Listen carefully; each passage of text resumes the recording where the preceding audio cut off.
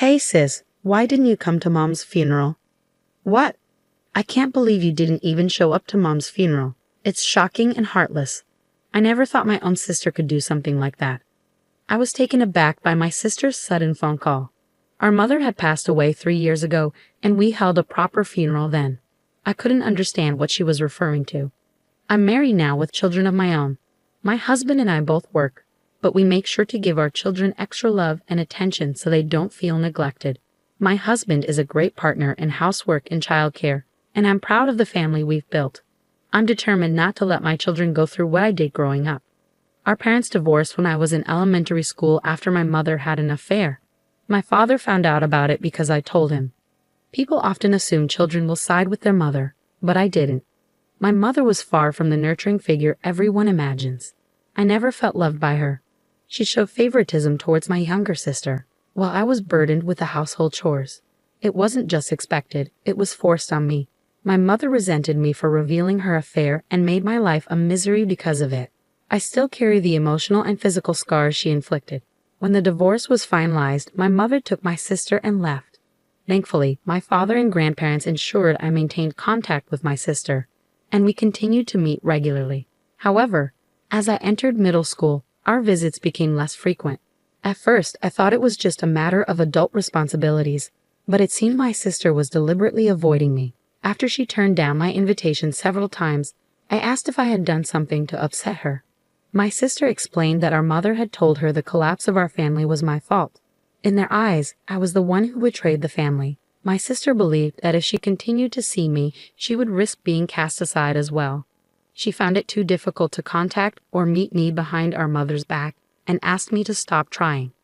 I told my sister that our mother was the one who betrayed us first by cheating on our father and breaking up our family. Although my sister was aware of our mother's affair, she still blamed me for telling our father. Despite understanding the situation, she remained firm in her view that I was the traitor since she had to live with our mother. She wouldn't accept my perspective, insisting it was my fault for not turning a blind eye. While all this was happening, my father remarried, and I gained a stepmother. Initially, the adjustment was challenging, but my stepmother worked hard to become the mother figure I had been missing. Appreciating her efforts, I decided to embrace my new family and cherish my stepmother. Over time, I stopped trying to reach out to my sister, and we gradually lost touch. I had no lingering attachment to my biological mother, who had favored my sister. I was able to attend college and secure a job, preparing to give back to my father and stepmother. But then, just as I thought I could start repaying them, my father tragically passed away in an accident. Although we had grown distant, I notified my sister about our father's passing, reminding her that he was still her father. Instead of expressing sympathy, she scoffed and said, "Serves him right," followed by a mocking laugh. I thought she might attend the funeral, but neither my biological mother nor my sister made an appearance. Their absence was surprising, but they both showed up later when the time came to discuss my father's inheritance. Their sudden arrival caught everyone off guard, especially given their flashy and overly elaborate attire and makeup. They looked so different from the mother and sister I once knew that they were hardly recognizable. "At least let us know when the inheritance meeting is," they demanded. We had to check every day because we didn't know when it would happen. My mother claimed she had been waiting nearby since the funeral ended, eager to join the inheritance discussions. It seemed more appropriate for her to attend the funeral instead, especially since the meeting was scheduled for the day immediately following the funeral. "Because of what you said, my poor daughter had to endure so much. You're going to give us a fair share, right?" Although they divorced and lived separately, the children still have inheritance rights. I never intended to deny that. My father's personal estate wasn't substantial enough to be widely distributed among the family. I can support myself through my job, and my stepmother is young enough to continue working. She seems inclined to work for a while longer, so even if I handed over my father's estate to my biological mother, my stepmother wouldn't be financially strained. To avoid further disputes, I decided to forgo my claim to my father's inheritance. What a fool! He made such a big deal out of a minor affair and pushed for a divorce. I agreed because staying with such a narrow-minded man was stifling. It wasn't our dad who left Mom, it was Mom who left our miserly dad. Poor you, having to grow up with such a father. My mother mocked and belittled my late father, while my sister joined in, laughing harshly and echoing her criticism. My sister went as far as to insult me, suggesting it was pathetic that I was raised by a father who had been abandoned. Neither of them showed any empathy or understanding for the sorrow and loss my father faced after being betrayed. Say whatever you want about me, but please respect our father's memory. What? The traitor speaks. You're the cause of all our troubles. And what about that drab appearance? You look older than your age, almost like Mom. With that kind of look, you probably don't have a boyfriend. If you can't attract a man, what use is it to be a woman? If you don't think that matters, you're seriously lacking as a woman. After a heated argument, my mother and sister told me to never contact them again and left abruptly. I couldn't bring myself to feel anger or disappointment toward them. Their inability to consider anyone else's perspective and their rigid self-centeredness left me feeling nothing but a deep emptiness. In that moment, I cut them out of my life completely. After they left, there was a period of quiet, but then a cough from someone brought me back to the present, and the inheritance was divided solemnly. Years later, my stepmother inherited the house my father left behind, and I continued living there. I sensed that she was thinking of me, even though I was now an adult. She tried to be a mother figure for me, and her care brought me happiness. But then she fell ill and was hospitalized. "I'm sorry I didn't ask you to live with me just so you could take care of me," she said. "I understand, but even though we live separately, I would have cared for you during your hospital stay, so there's no need to apologize." I visited the hospital to care for my stepmother whenever I could take a break from work. I didn't want any regrets like I had when my father was ill. Perhaps it was a form of self-satisfaction. Her time was limited, and I wanted to spend as much of it with her as possible. Throughout this difficult time, one man stood by me. Before my stepmother's illness was discovered, we had been planning our wedding. However, just as we were about to finalize our plans, we found out about her illness. I suggested postponing the marriage, but my partner felt it would be better to provide my stepmother with the reassurance of our commitment, and his presence proved invaluable to me. When the moment was right, I introduced him to my stepmother. He told her, "I'm excited for us to share our lives together, the three of us." His words and support meant the world to me. He added, "I have to see you in your wedding dress for your father's sake." This seemed to be her greatest joy, and she held on longer than expected. But a few days after our wedding, she passed away, joining my father in rest. My stepmother was financially secure, and I inherited a significant sum. With what she left behind, 3 years later I was able to build a happy family. However, my husband and I agreed from the start of our marriage to continue working and live within our means without depending on the inheritance. Today, like any other day, I went to work and received a call on my personal phone from an unfamiliar number. Assuming it was a sales call, I didn't pick up. But the calls kept coming, one after another. I thought maybe someone was repeatedly dialing my number by mistake. At the end of the day, I decided to answer, and to my surprise, it was my estranged sister. "Finally, where were you?" "What do you mean? How could you forget our mother's funeral?" "Of course."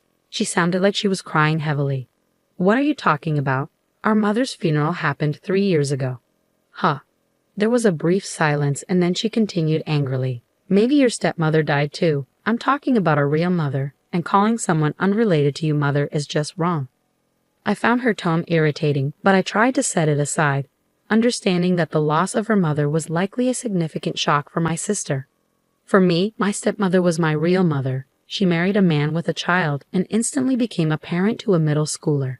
It wasn't until I had my own family that I fully grasped the challenges she faced.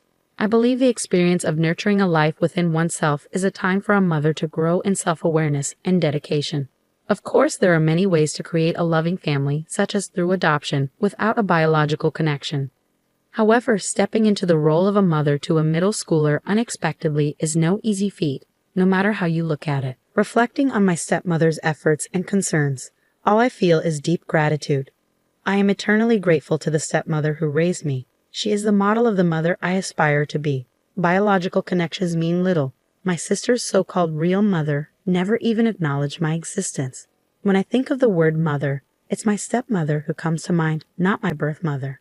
At first, I was confused. I had assumed she was talking about my stepmother. Once I understood what my sister meant, I responded with a lack of interest. "Oh, I see.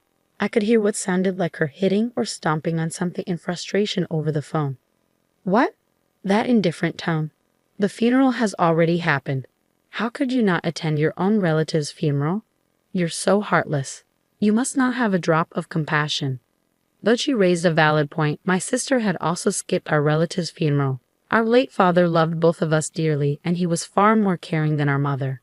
In fact, neither my birth mother nor my sister attended our father's funeral, yet they took his inheritance and spoke ill of him. If you ask me, it seems more like they're the ones who lack compassion. Indifferent? Weren't you the one who said we were strangers? Huh. You got involved in the inheritance despite skipping Dad's funeral, right? Weren't you the one who told me never to contact you again? And I only just found out about our mother's death. After a pause, my sister murmured a small, "Oh, I forgot to tell you about the funeral." Well, I'm glad you remembered. I'm going to waive any inheritance related to that woman, so you can do as you wish with it. With that, I ended the call. However, my sister, perhaps not fully grasping the situation, contacted me again a few days later. "Katie, I need your help. It seems our mother hinted at marriage to several men. Isn't that considered marriage fraud? They're threatening to sue me for compensation if I don't comply. I'm getting bombarded with demands. Just pay them. If I could, I wouldn't be calling you. Didn't you hear me say several men? It's not just one or two. Some of them seem really shady too. That's unfortunate, but let's not forget, you were the one who told me not to contact you again. Plus, it was no secret that our mother had a habit of being involved with men since she cheated on our father while he was still alive. In fact, it wasn't just one affair. If it had been a single lapse in judgment, our father might have considered forgiving her. Only he would truly know the situation. It's possible that I couldn't accept our mother, given her multiple relationships while raising us. My father tried to adopt my sister multiple times with the help of a lawyer, but I was informed that my sister didn't want to leave. I had to let go of the idea.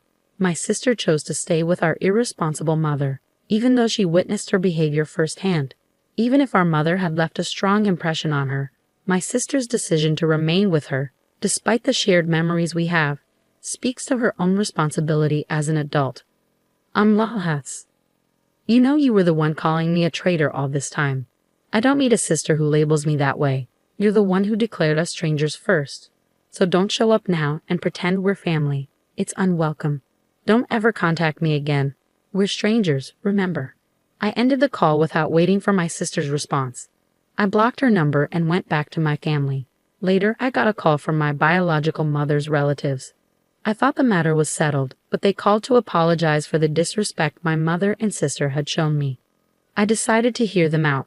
They acknowledged how poorly my mother had treated me and expressed their shock at her audacity in trying to claim my father's inheritance after we had been separated. They offered sincere apologies for allowing her visit at a time when I was still grieving. But that's all in the past now, I said. Then they brought up my sister. Apparently, she was following in our mother's footsteps and acting irresponsibly with men. Since her return, they had repeatedly warned her that she would face consequences if she didn't change her behavior. Instead of heeding their advice, my sister had become just like our mother, and they could no longer manage her. Mother got mixed up with unsavory men, and my sister was being coerced into participating in criminal activities. Feeling trapped, my sister was also involved with multiple men simultaneously, leading to numerous heated conflicts. Reaching their limit, the relatives warned that they would sever their relationship if she didn't listen to their advice. And then our mother passed away. Given that my sister is an adult, the relatives decided to proceed with cutting ties. But right after our mother's funeral, another conflict erupted. Since then, her whereabouts have been unclear. They advised me to avoid any involvement with her going forward. I had no intention of getting involved, but I can't help feeling sorry for her, given she may have been coerced into criminal activities. Still, there should have been a chance for her to make amends. If she didn't take that opportunity, then it's on her. That's how I've chosen to see it. After ending the call, I heard my husband and children laughing joyfully in another room. I want to safeguard this family, so I've resolved to live my life using my biological mother and sister as cautionary examples.